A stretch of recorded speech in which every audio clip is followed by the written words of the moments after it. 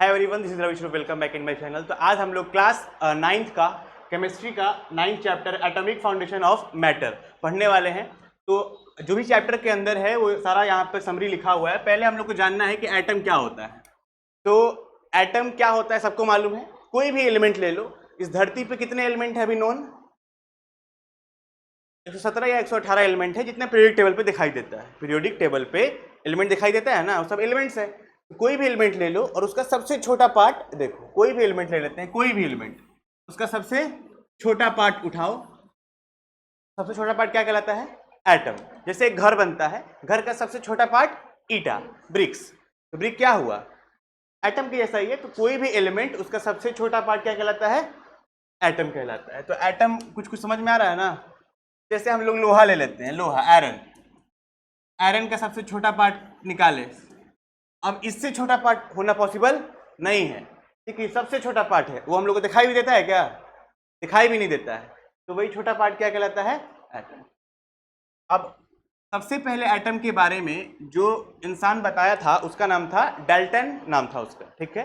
वो एटम के बारे में जो बात बताए उनको उन्हीं के नाम पे थ्योरी दे दिया गया, डाल्टन एटॉमिक थ्योरी। तो क्या बात बताए थे डाल्टन जी? डाल्टन जी ने बताया था कि कोई भी मैटर है, ठीक है, उसका जो सबसे छोटा पार्ट कहलाएगा एटम। और हम लोग इस एटम को नेकेड आई से देख नहीं सकते। हम लोग इस एटम को खुले आंखों से देख नहीं सकते हैं। हम लोग इस एटम को और डिवाइड कर नहीं सकते हैं, ठीक है। इनडिविजिबल होता है, इसका मतलब हम लोग इसको और डिवाइड नहीं कर सकते, मतलब इसको और छोटा नहीं कर सकते हैं। और जैसे एक लोहा है, ठीक है, लोहा का एक पार्ट यहां से निकालो और लोहा का एक पार्ट यहां से निकालो, दोनों क्या होगा? एटम ही कहलाएगा ना। दोनों क्या कहलाएगा? एटम ही कहलाएगा। और दोनों का प्रॉपर्टी क्या होगा? सेम होगा। ऐसा कौन बोला? डाल्टन जी बोले, ठीक है। डाल्टन जी बोले कि अगर हम लोग कोई भी एक एलिमेंट लेंगे, उसका कहीं से भी सबसे छोटा पार्ट निकालो, चाहे यहां से निकालो चाहे यहां से निकालो, दोनों पार्ट क्या होगा? एटम ही होगा। और वो एटम का प्रॉपर्टी क्या होगा? सेम होगा, सिमिलर होगा।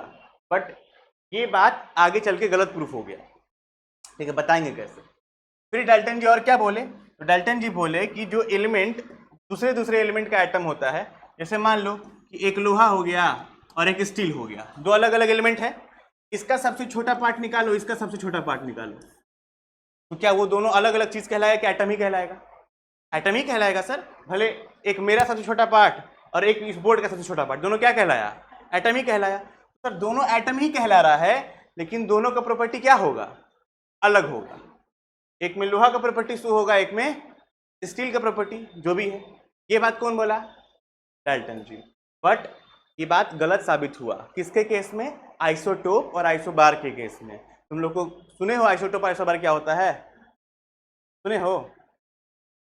नहीं सुने होगे। तो बस इतना अभी जान गए, इतना जान गए ना कि डाल्टन जी क्या क्या बात बोले। तो डाल्टन जी अपने बातों में 5-6 बात बोले थे। पहला बात, इस ब्रह्मांड का किसी भी एलिमेंट का सबसे छोटा पार्ट क्या कहलाता है?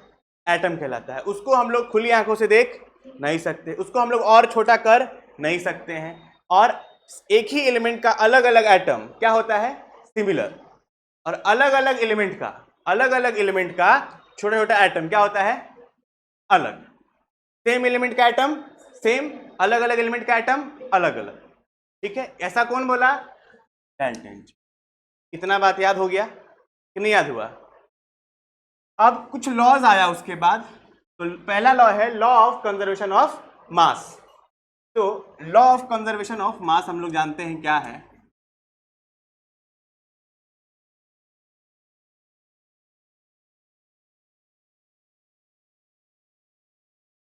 अगर किसी भी बच्चे को ये समझ में नहीं आता है ना कि क्या है ये लॉ, तो सब रट लेता है। Mass can neither be created nor be destroyed, it only be transfer from one body to another, या वन फॉर्म टू अनदर। यही हम लोग पढ़ते हुए आए हैं। तो देखो, law of conservation of mass ये बोलता है कि अगर हम लोग H+O2, मतलब हाइड्रोजन और ऑक्सीजन मिला है, तो क्या बनेगा? पानी बनेगा, पानी। सर इधर H का मास होता है एक हाइड्रोजन का मास कितना होता है? 1। तो 2 का मास 2। सर इधर ऑक्सीजन का मास कितना होगा? एक का मास होता है 16, तो 2 का मास 32। टोटल कितना हो गया 34। और यहां मास देखिए H2 और O, इसका 2 हो गया और O का अकेला कितना हुआ। तो मास ये वाला पार्ट क्या कहलाता है, रिएक्टेंट। जो चीज रिएक्ट करे वो क्या कहलाएगा, रिएक्टेंट। और रिएक्ट होकर जो चीज प्रोड्यूस हुआ वो क्या कहलाएगा, प्रोडक्ट। तो जो मास है रिएक्टेंट का और मास प्रोडक्ट का एक ही है क्या, एक ही है क्या, नहीं है। तो सर एक होना ही चाहिए, एक होना ही चाहिए, यही क्या है, law of conservation of mass. Law of conservation of मास यही बोलता है कि जो मास ऑफ रिएक्टेंट, जितना मास इधर है उतना ही मास उधर होना चाहिए, मास ऑफ प्रोडक्ट। ठीक है। एक हाइपोथेटिकल सिचुएशन ये है कि सर अगर हम लोग रात में 10 किलो चीनी ले लिए, 10 किलो दूध ले लिए और 10 किलो दूध में 1 किलो जोरन मिला दिए, हाइपोथेटिकल है, 10 किलो दूध 1 किलो जोरन, तो सुबह सुबह हम लोग को कितना किलो मिलेगा दही, 11 किलो। समझ रहे हो, मतलब जो मास रिएक्टेंट का है वही मास प्रोडक्ट का है। ये हाइपोथेटिकल केस है, बट समझ में आ गया ना कंजर्वेशन ऑफ मास क्या बोलता है। अब देखिए सर, तो यहाँ पे कैसे बराबर होगा, तो बैलेंस करेंगे। ठीक है, हाइड्रोजन कितना है 2, हाइड्रोजन कितना है, ऑक्सीजन कितना है, ऑक्सीजन कितना है, गड़बड़ हो गया मामला, एक ही है, 2 होना चाहिए। तो सर 2 यहाँ लिख दें, नहीं लिख सकते हैं, 2 हमेशा कहाँ लिखेंगे, आगे ही लिखेंगे, सबसे आगे लिखेंगे यहाँ। तो ऑक्सीजन कितना बन गया 2, बट ऑक्सीजन को 2 बनाने के केस में हाइड्रोजन कितना बन गया 4, यहाँ हाइड्रोजन कितना है, तो इसको भी करना पड़ेगा 4, तो 2 कर दिए, हो गया 4। अब बैलेंस है, देखो हाइड्रोजन कितना 2 2 जा 4, यहाँ हाइड्रोजन 4, ऑक्सीजन 2, ऑक्सीजन 2। अब देखो तो मास, एक हाइड्रोजन का 1, 4 हाइड्रोजन का 4 होगा ना 4, सर ऑक्सीजन का 32 प्लस 4 कितना हो गया 36। सर यहाँ ना अगर H2O था तो कितना था 18, किसमें मल्टीप्लाई कर दिए 18 दूनी, सर ये 36 और ये 36, सर सेम हो गया क्या। यहाँ से एक और कंसेप्ट समझ में आता है कि हम लोग बैलेंसिंग क्यों करते हैं। ठीक है, बैलेंसिंग इसीलिए करते हैं ताकि law of conservation of mass obey हो सके, फॉलो हो। Law of conservation of mass क्या बोलता है सर, जितना रिएक्टेंट उतना ही प्रोडक्ट। ठीक है, डेफिनेशन में लिख सकते हो कि मास can neither be created nor be destroyed in a chemical reaction. दूसरा है लॉ ऑफ डेफिनिट प्रोपोर्शन। इसका मतलब है कि हम लोग पानी लेते हैं अलग अलग जगह का। ठीक है, हम लोग क्या लिए, पानी ले लिए, एक पानी ले लिए, दूसरा पानी ले लिए, तीसरा पानी, समझ रहे हैं। तो एक पानी कहीं है अनिकेत के घर का, एक पानी आयुष के घर का, एक पानी ऋतिक के घर के जो नाली बहता है ना, नाली का है। अलग अलग जगह का पानी है, समझ सकते हैं, गंगा जी का पानी, टैप वाटर, कहीं का भी पानी ले लिया है क्या पानी। सर पानी किससे बनता है, हाइड्रोजन और, सर पानी किससे बनेगा, कहीं का भी पानी ले लीजिए, बनता है तो हाइड्रोजन और ऑक्सीजन से ही है। सर हाइड्रोजन और ऑक्सीजन का रेशियो एटम का रेशियो क्या है इसमें, 2:1। हाइड्रोजन कितना 2, ऑक्सीजन कितना 1। ये किसका रेशियो है, नंबर ऑफ एटम का। सर यहाँ कितना है, सर यहाँ कितना है, समझ में आया कि नहीं आया। हाइड्रोजन कितना 2, ऑक्सीजन कितना 1। और बाई मास रेशियो बताइए, मास का रेशियो क्या है, हाइड्रोजन का मास कितना है यहाँ पे 2, ऑक्सीजन का 16, तो 2:16। तो 2/16 को हम लोग क्या लिख सकते हैं, तो इसका रेशियो 1:8। क्या वो सब में सेम होगा कि नहीं होगा, सब में सेम होगा कि नहीं होगा। तो लॉ ऑफ डेफिनिट प्रोपोर्शन यही बोलता है कि पानी कहीं का भी ले लो या कोई भी सब्सटेंस कहीं का भी ले लो, ठीक है, उसका जो रेशियो होगा वो क्या होगा, फिक्स्ड होगा। ठीक है, रेशियो क्या होगा, फिक्स्ड होगा। अब नेक्स्ट है हाउ एटम्स कंबाइन। ठीक है, एटम कैसे कंबाइन करता है। तो जब नोटिस करोगे ना तुम लोग तो समझ में आएगा। कभी ऑक्सीजन अकेला ऐसे लिखते हैं क्या, हमेशा O2 नहीं तो O3 लिखते हैं, हमेशा लिखते हैं। अकेला कहीं H देखे हो क्या, ये नहीं सर, तो HCl होगा या तो H2O होगा, ऐसे ही होता है। तो सर अकेला ऑक्सीजन क्या है? एक एटम है। अकेला हाइड्रोजन क्या है? एक एटम है। तो एटम कैसा रहता है ये हम लोग को देखता है, कैसे कंबाइन करता है। तो एटम जो कंबाइन करता है वो दो तरीके से करता है। पहला तरीका क्या है? ट्रांसफर ऑफ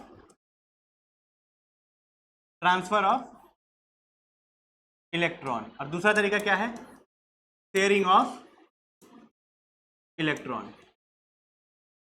ठीक है, तो ट्रांसफर और शेयरिंग देखो दिखा रहे हैं। पहला है ट्रांसफर, दिखाते हैं। हम लोग सोडियम ले लिए, ठीक है, सोडियम ले लिए। सोडियम का एटॉमिक नंबर कितना होता है? पता ही नहीं होगा, 11 होता है। कितना? 11।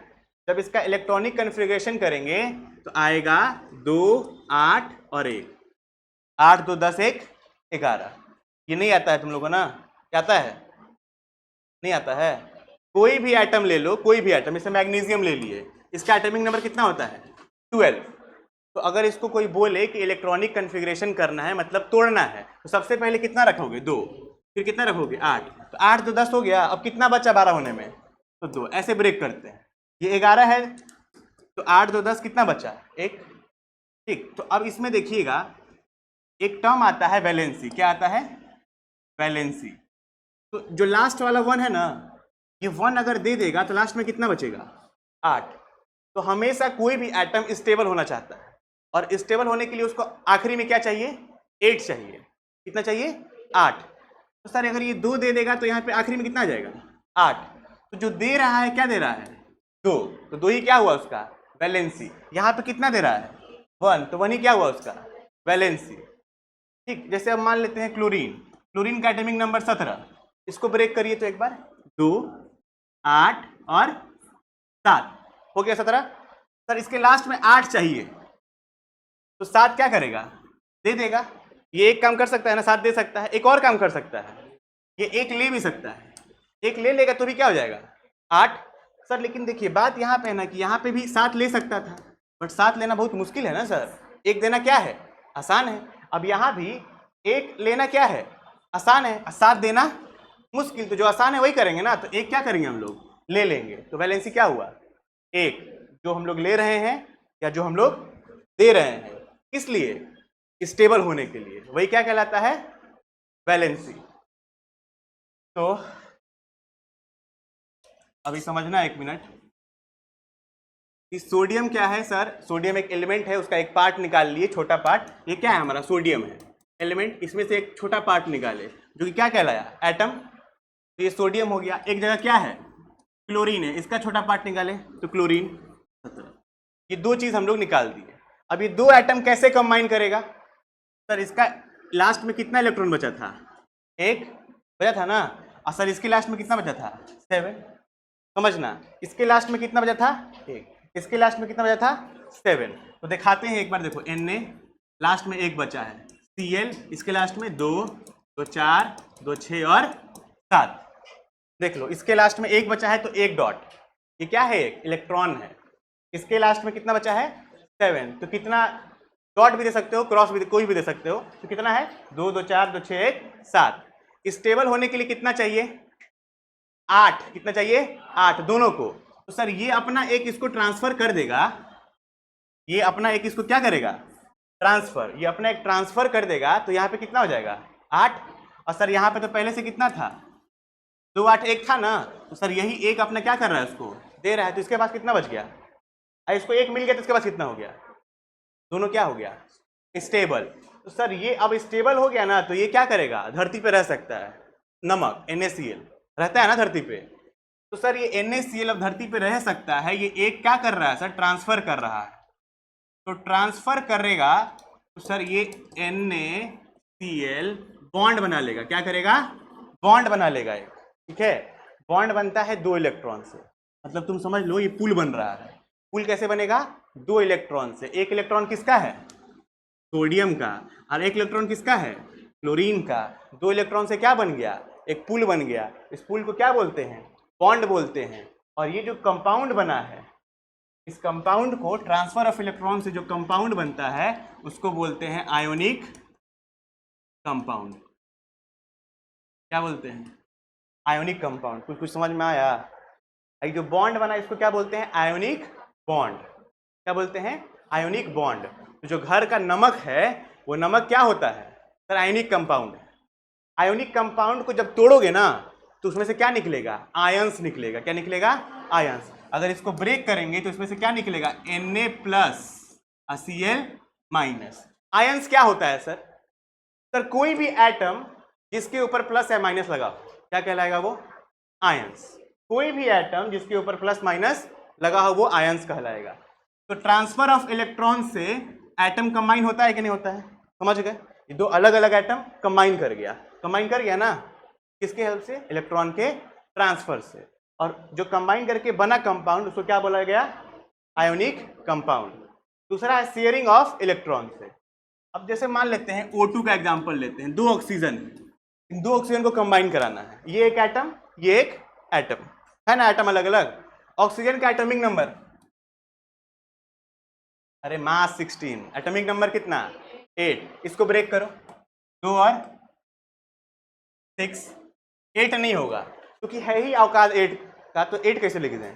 2 के बाद कितना बचा? 6, 6 2 8 हो गया ना। सर इसको 8 होने के लिए कितने की जरूरत है?